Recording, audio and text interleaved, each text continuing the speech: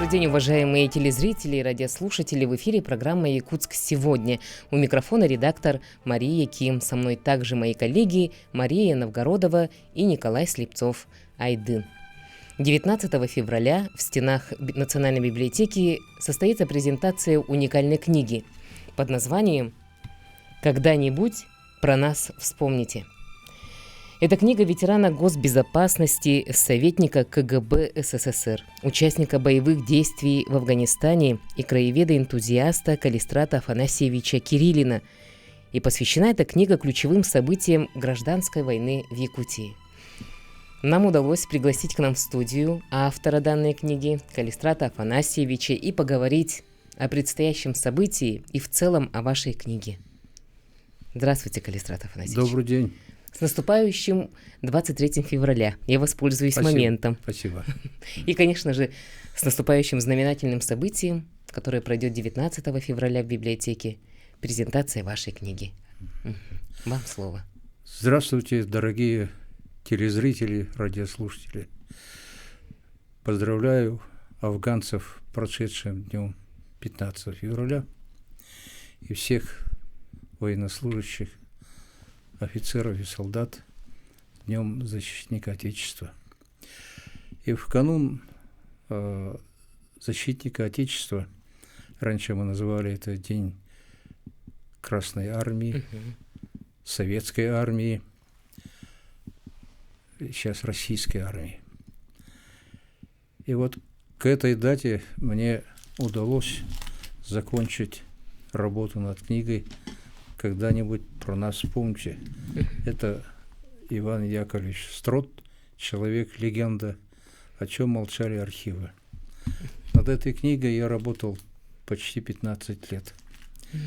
И в основу это документальные материалы архивы ФСБ России, ФСБ России, Республики Саха-Якутия и другие архивы.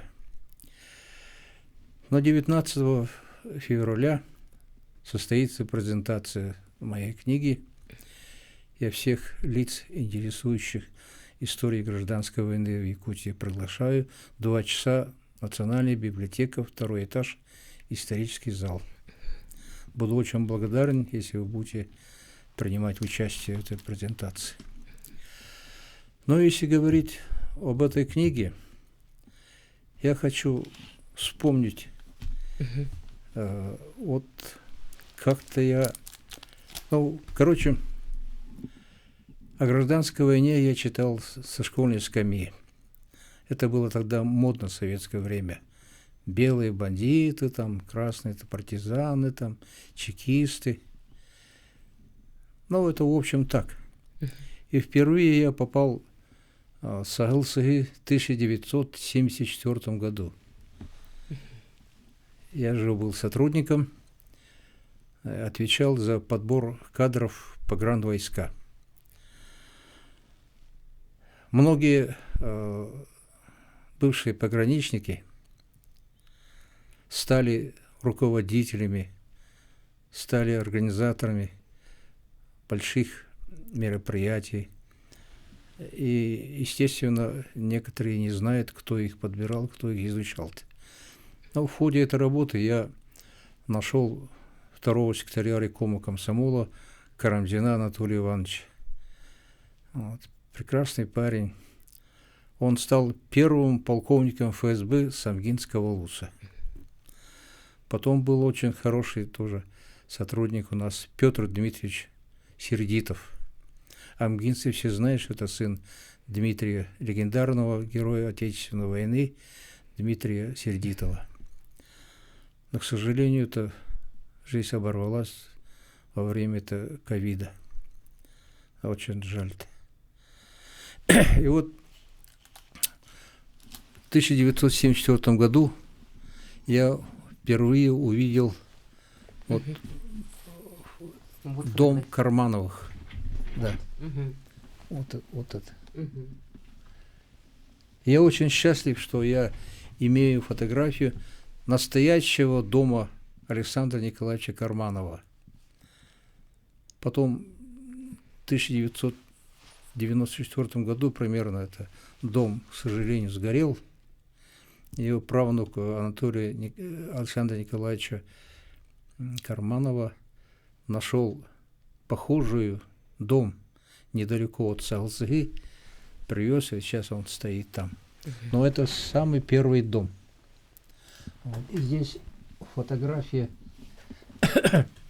видно тут вот дырки от на стенах, дырки от пулеметов, винтовок и так далее. Наглядно. Я видела.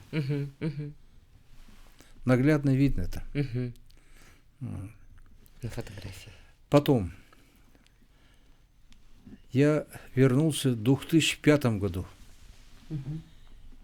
И после Афганистана я как-то совсем по-другому начал изучать героев гражданской войны, вот Салсей. Каждый из них достоин исследования, потому что это героические люди были. И как-то пошел я в крестьянский рынок и нашел вот эту книгу «Якутской тайге». Вот. Но продавец понял, что я очень хочу купить, и начал торговаться. Он узнал, что я все равно куплю, если он даже 3 раза, 4 раза, значит, повысит цену, но в конце концов я все это купил. Это казалось моей судьбой, потому что я все это каждую страницу наизусть знаю. Ну, видите, вкладыши рабочие. Столько такие, закладок да? книжных. И еще ценен тем, что на этой книге есть росписи внучки Ивана Яковлевича Строда, Ольги. Вот это.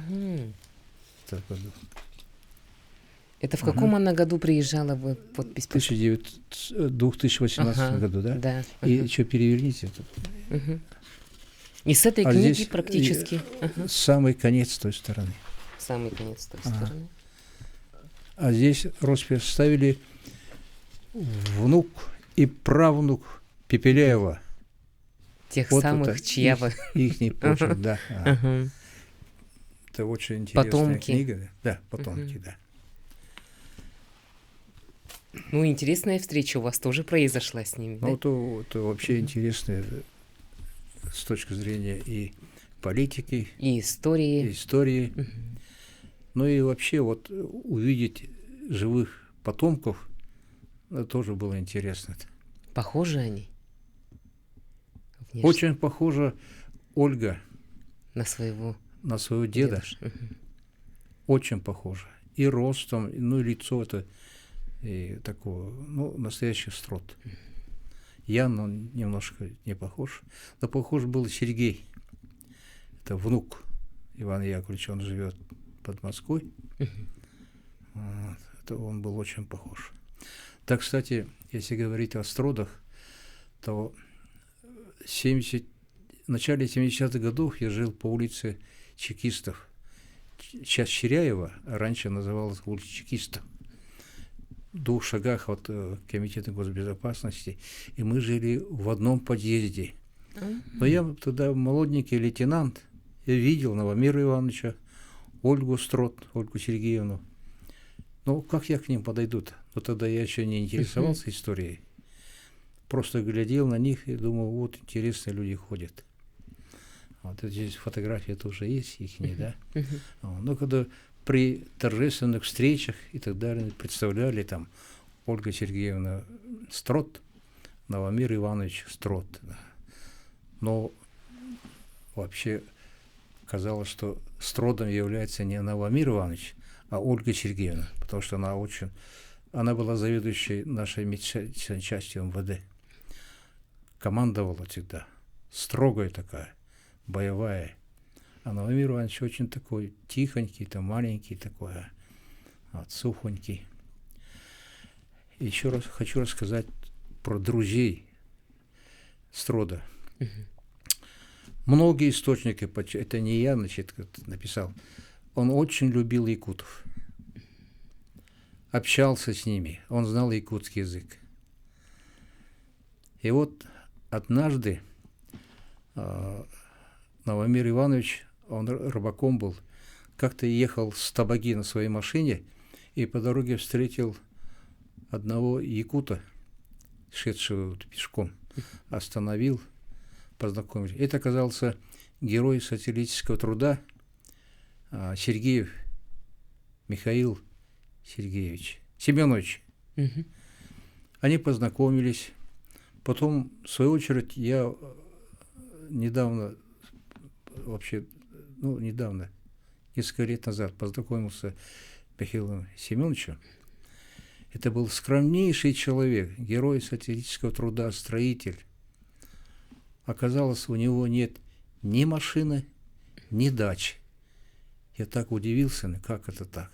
Скромнейший человек. Он дожил до 99 лет, умер 30 марта 2025 года, по-моему.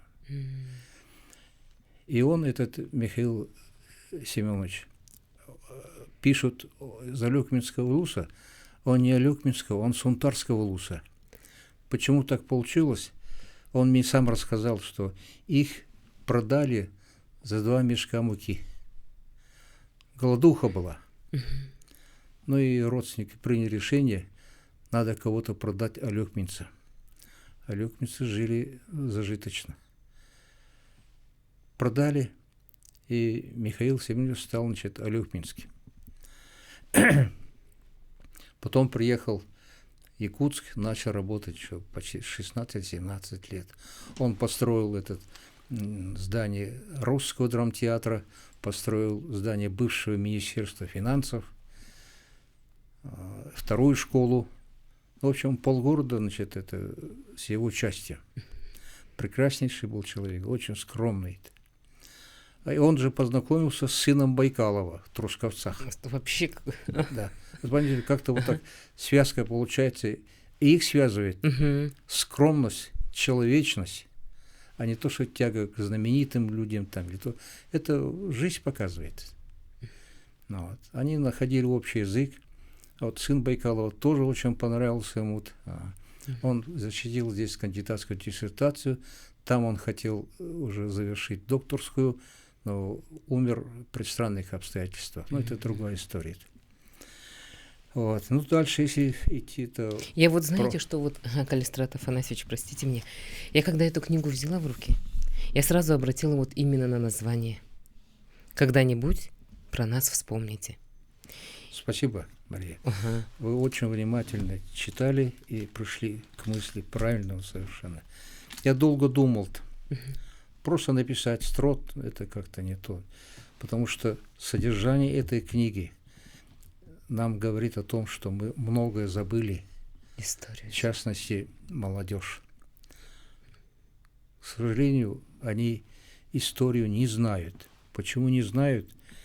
До недавнего времени в российских школах истории преподаватели преподавали по 17 учебников.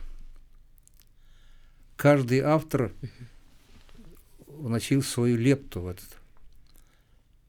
И представьте себе, наши ученики не по одному учебнику, а по 17 учебникам учились.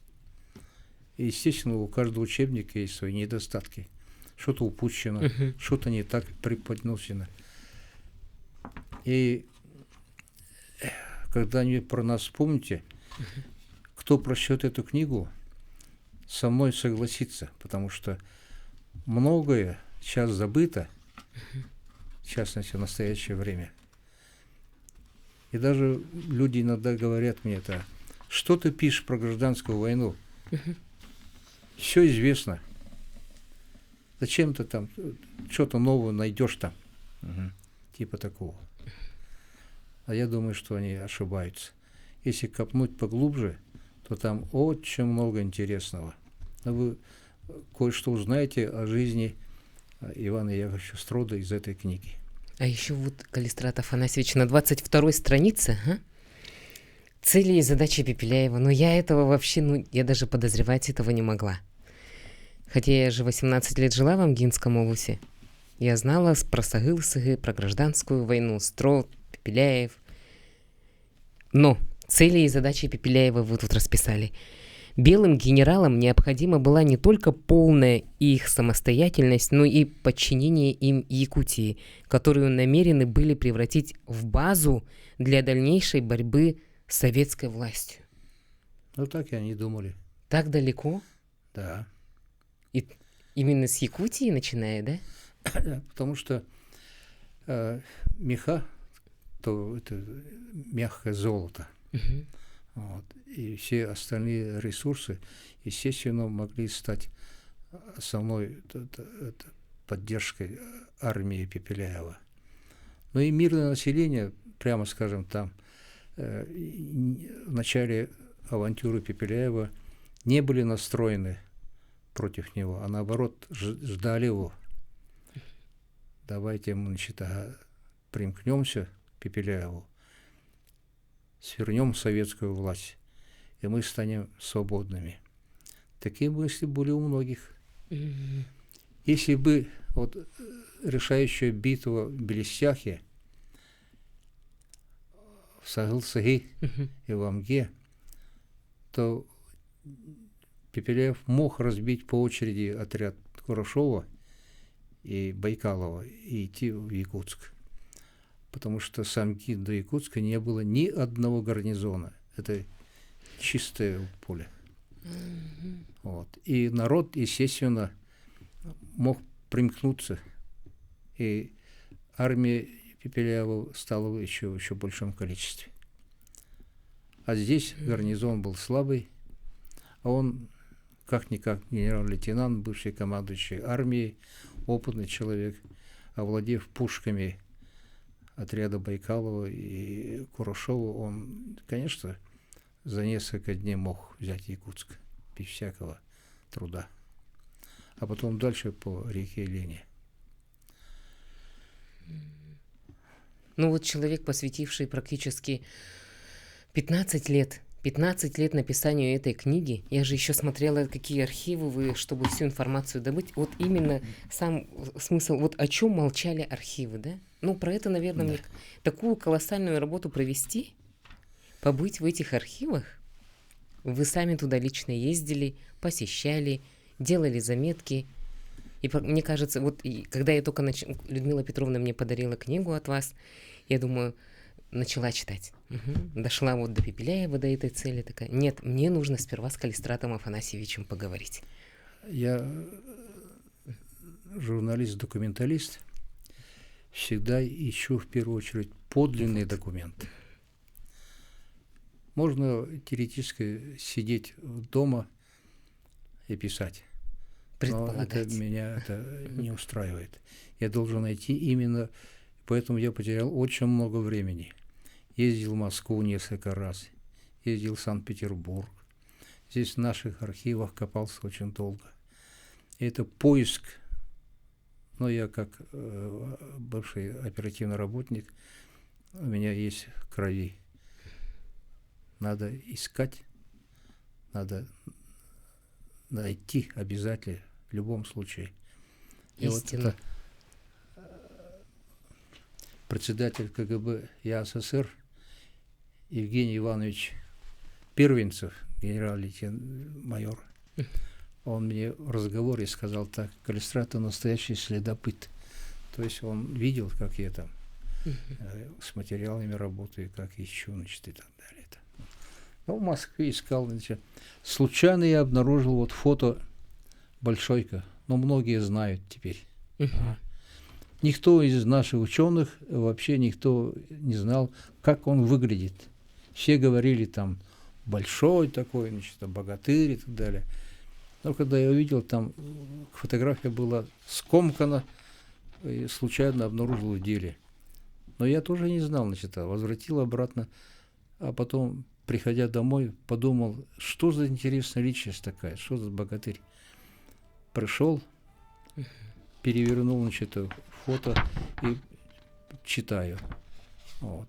Лукин, Артемьев, Строт, Рахматуллин.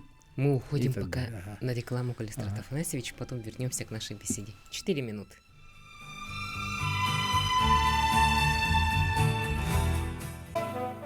Уважаемые телезрители, радиослушатели, мы продолжаем нашу беседу с Калистратом Афанасьевичем, автором книги «Когда-нибудь про нас вспомните». 19 февраля в Национальной библиотеке на втором этаже состоится презентация данной книги.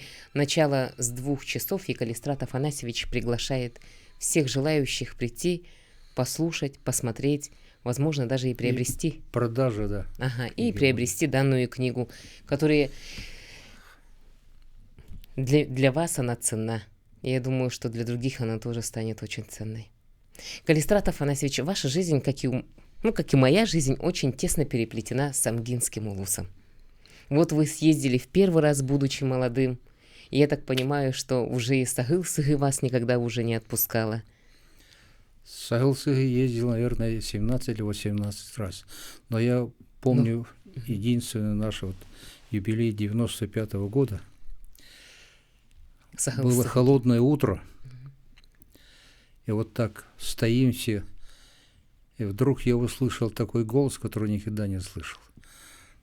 Я присутствовал во многих мероприятиях, военных парадах, там, юбилейных и так далее, но такого голоса я никогда не слышал. У меня буквально мурашки побежали по спине, если сказать по-якутски, «Сихим кадаринал будет». Такой голос. И все застыли. Но это было вообще впечатляющий был момент. И так подумал почему-то. Такой голос не должен остаться в Амге. Мы должны слышать все якутски. И я очень счастлив, что Мария здесь. Сейчас вся республика слышит ее каждый день. Спасибо, и еще очень хорошо, что она говорит без акцента и по-якутски, и по-русски. Таких дикторов у нас мало-то. Спасибо. Это большое тебе спасибо за твой талант. Вам спасибо огромное. Для меня была большая честь принимать участие в таких мероприятиях. Сагыл-Сыгы, 95 лет, 100-летие. Для меня это тоже очень большая галочка уже в моей личной биографии. 100 лет мы как-то вот справили не в Сагыл-Сыгы, а в Белестяхе. Нет, вот буквально, который был 2 года назад. Да. Ага. Мы поехали на машине. Я ночевал в Абаге у Макара Ильича. Тогда глава. Да, глава абагинского наслега. Утром встали. Было очень холодно. Я спросил у Макара Ильича, температура там сколько наружная? Говорит, 52 градуса. 52. Он вышел там, наколол дров, занес, я фотографировал. Мама фотографировала, она сидела там, чай готовила для нас. А потом мы поехали в Мяндиги, и там дети в рубашках, красных галстуках стояли. 52 градуса. Мне стало как-то их жалко-то. Но они еще торжественно все это провели митинг. Потом поехали на автомашине в Белестях. Но это было грандиозно, конечно. И там же они устроили имитацию боя. Эти бедные мальчики лежали в окопах. Вот. Но никто не чихнул, никто не закашлял. Настоящие патриоты. Я много фотографировал, и у меня в памяти все это осталось. Когда-нибудь я им покажу. Значит. А вот школьники с Мяндиги, они запомнились мне как... Вот, когда строили этнокомплекс, мы с женой поехали в Сагыл-Сыгы. Я хотел посмотреть, как работает там народный скульптор Оганеров. Ну, я увидел там, получалось, что это наши муляжи, что-то не такие, они в валенках там, и таких одетых, тепло. Я говорю, не так было. Многие красноармейцы были в ботинках, в шинелях.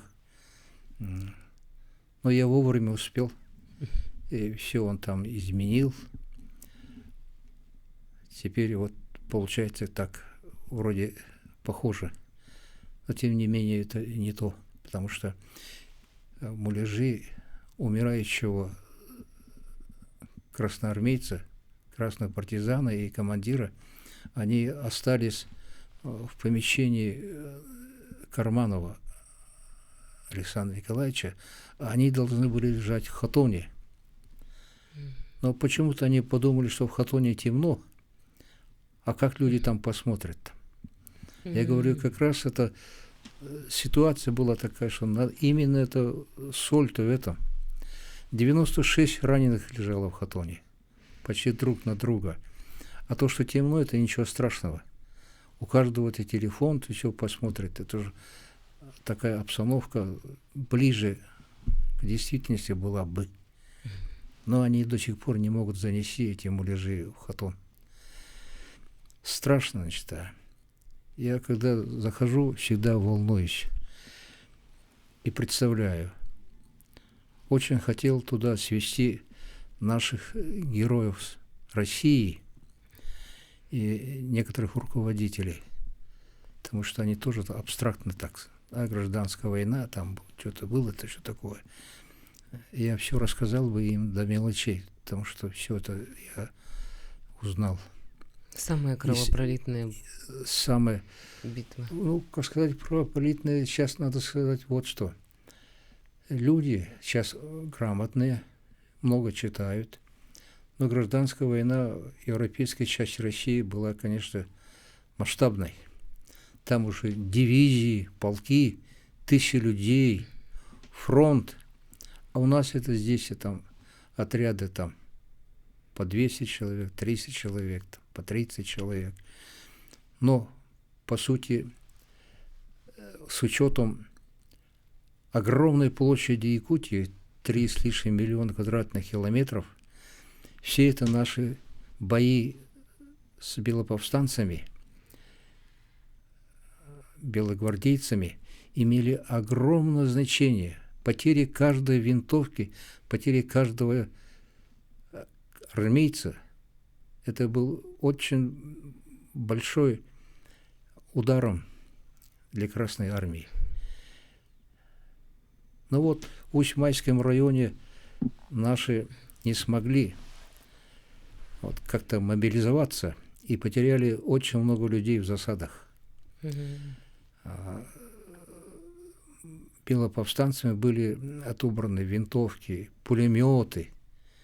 Но это по какой-то, я так считаю, что по вине этого комбата Дмитриева. Надо дружить с местными жителями. Но они из-за осторожности не доверяли местным жителям. Разведка была слабой. Вот. А Иван Яковлевич, он очень доверял якутам. То есть с ними он разговаривал. Я сказал, что он очень любил якутов. Получилось так, что его внук Сергей Новомирович женился на якутке. Интернациональная семья. Да. Потом второй раз женился тоже на якутке. Это о чем-то говорит, да? Они же совсем, вот Иван Яковлевич Строда, Курашов, это же совсем молодые парни были. Как? Молодые совсем. Молодые. Им по 20 с лишним буквально лет же было. Молодые были и Амосов, и Барахов, и Аюнский, Ну, они да, все молодые. Все Да. молодые были. Очень интересно, вы заметили, И что... поколение, да, такое? Да, ага. И вот считает, что подвиг этих стродовцев в 22-23 годах, оно передалось нашим отцам. Дух настоящего интернационализма, дух это взаимоподдержки. И поэтому они победили немецких фашистов. Они были так воспитаны в таком духе. А когда вы вот закончили эту книгу, Калистрат Афанасьевич, закончили, увидите свою работу, практически свое детище, на душе спокойнее стало? Нет, потому что кое-что я не смог здесь написать. Мгм. Дум очень много. Время очень сложное. Сейчас идет СВО. Наши ребята гибнут. Ну и вспоминая тоже про Афганистан. Кое-чего у нас не хватает. Не хватает именно в деле воспитания военно-патриотического духа. Стараемся, значит, но, видимо, цели не достигаем. Ну, развал Советского Союза сказалось, мне Это кажется. очень большая причина. Большая причина. Ну, мне кажется, этому вопросу вообще нужно посвятить целую другую отдельную передачу. Это Будем про вашу книгу большой разговор. Да. дальше Да, разговаривать. да. Мгм. И вот сейчас... Вот как раз вот эти молодежь, когда вот я в Саглыце был, приехали ребята с Мендигинской школы, 2 парней. Я спросил их: вы читали книгу Строда? Говорят, нет. Они оказались совершенно неподготовленными. Но хотя бы учителя должны были их подготовить. В библиотеке есть книга-то, почитали. Но пришлось им все рассказать. Потом я научил их работать с металлоискателем. Они потом поехали в Смоленск, да, и там нашли могилу красного армейца. Через год я их встретил и увидел этих ребят совершенно другими, повзрослевшими. У них эти глаза другие были, и отношение совсем другое. Вот они почувствовали, что такое война. Война – это страшное дело. Это кровь, это ужасная большая работа. Ну, в общем, хотелось бы, чтобы не было войны. Никогда. Иван Яковлевич Строт тоже, ему, если я не ошибаюсь, ему было года 23, да? Да. Или 24? 23. 23. Курашову, Чуть старше. Пепеляев, Они почти так ровесники. все ровесники. Байкалов, А он старше всех. старше всех. Мгм. Ну, вот это вот поколение тоже, да? Всегда интересовало, сейчас вот в мое время, когда я на Саглысыг ездила, оно не было туристической мекой. Мы туда приехали, потому что я работала в Амгинском филиале НВК Саха, и мы должны были там сюжет отснять. Опять какая-то экспедиция, видать, была. Сейчас это место превращается практически в туристическую меку. Очень много народу прям идут, едут. Это хорошо. Мгм. Мы это и хотели достичь. Ну вот насчет того, чтобы вот именно перенесли тела, ну, муляжи, да, манекены. Надо как-то, мне кажется, дожать это, чтобы уже до... Ну, как было по факту, по истории, показать людям, которые туда приезжают и смотрят, и знакомятся с историей. Мое личное пожелание такое, что экскурсовод должен быть очень подготовленным. Он должен эмоционально передать всю информацию. А так они то скороговоркой там. Там белые, есть красные, Тут там пули, то, там и это. то сюда, и на этом все. Так, не так должно быть. Мгм. Согласна. Я вот сам очень хотел, как я уже повторяюсь, что я бы сумел рассказать эмоционально, правдиво, вплоть до мелких деталей. Он там в книге написан, это эпизод такой маленький. Красноармеец затащил в дом резерва лошадь через маленькую дверь. Я специально поднял материалы реставрации этого дома, измерил и удивился. Значит, сейчас стоит, как было в 23-м году, так есть эта дверь такого же размера. Но туда затащили лошадь. Видимо, этот красноармеец очень любил свою лошадь. Так, запихнул туда. Значит. Ну, я думаю, что там они сели, потому что полуголодные все, значит, с более-менее спокойной обстановке, они, наверное, семьи расправились. И еще из памяти бойца Садыкова. Тоже правильно пишет, что он молча сидел, думал про своего друга, который погиб, и просто машинально тыкал штыком в землю. Пол был разобран, и штык почему-то мягко вошел в землю. И его осенила мысль, это что такое-то? Взял и начал силой втыкать в землю, а земля мягкая. И тут же он доложил Строду. И вот тогда он воскликнул, Строд, говорит, вообще молодец. И начали рыть это. Земля пригодилась, чтобы укрепить стены. Вот это случайно вышло так. Вот, а не так специально. Там интересно вообще были. В отношении тетради Садыкова я хочу сказать вот что. Он оставил много тетрадей, не одну тетрадь. Я с родственниками договорился, что они мне покажут. Я пришел к ним, они встретили меня, разложили на столе все тетради. Когда я начал делать выписки, они все это забрали обратно. Сказали, мы это, значит, вам не покажем. И не разрешим делать выписки-то. Не знаю почему, но так и было, к сожалению. Но, слава богу, там правнучка написала Садыкова. газету. Ага. И я оттуда взял материал. А он там писал разные.